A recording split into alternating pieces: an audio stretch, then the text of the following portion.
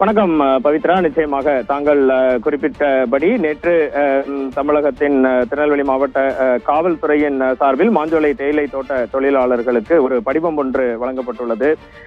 அந்த படிவத்தில் தொழிலாளியின் பெயர், அவர்களது வயது, ஆனா பெண்ணா, தேயிலை தோட்டத்தில் தேயிலை பறிப்பவரா, மேற்பார்வையாளரா போன்ற விவரங்கள் கேட்கப்பட்டு அவர்களது அடையாள எண், ரேஷன் அட்டையின் எண் போன்றவை கேட்கப்பட்டுள்ளது.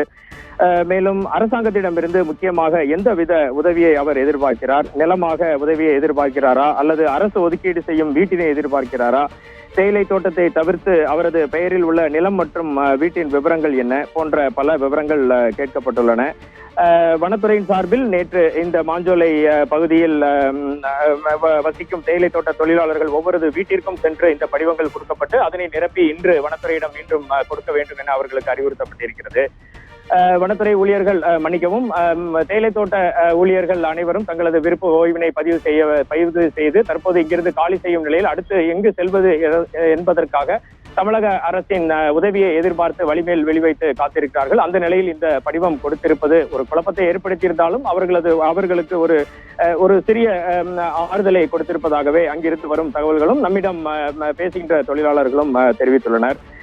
பவித்ரா, இதை தவிர இந்த பகுதியில் இந்த மாஞ்சோலை தேயிலை தோட்ட தொழிலாளர்கள் அந்த பகுதியை காலி செய்து சென்ற பிறகு என்ன ஆகும்? ஏனென்றால் இந்த பகுதியில் இந்த மாஞ்சோலை, நாலுமுக்கு, காக்காட்சி இந்த எஸ்டேட் பகுதிகளுக்கு அடுத்தபடியாக தமிழக அரசின் மின் வாரிய துறையின் சார்பில் மிக மிக முக்கியமான ஒரு பகுதி மேல் கோதையார் என்று அழைக்கப்படும் பகுதி ஒன்று உள்ளது. கன்னியாகுமரி மாவட்டத்தின் மொத்த நீர் ஆதாரத்தையும், கன்னியாகுமரி மாவட்டத்தை கொளிக்க செய்யும் மொத்த நீர் ஆதாரமும் இந்த பகுதியில் இருந்துதான் வருகிறது என்பது பலருக்கும் தெரியாத தகவல். இந்த பகுதியில் இந்த நாலுமுக்கு என்ற பகுதியில் இருந்து 4 கிலோமீட்டர் கடந்தால் வருகின்ற பகுதிதான் மேல் கோதையாறு என்று அழைக்கப்படும் பகுதி. இதுவும் தொடர்ந்து காப்பு காட்டு பகுதியில் வருகிறது. இங்கு தமிழக மின் வாரியத்தின் சார்பில் 22 பணியாளர்கள் தற்போது பணியாற்றி வருகின்றனர். பவித்ரா,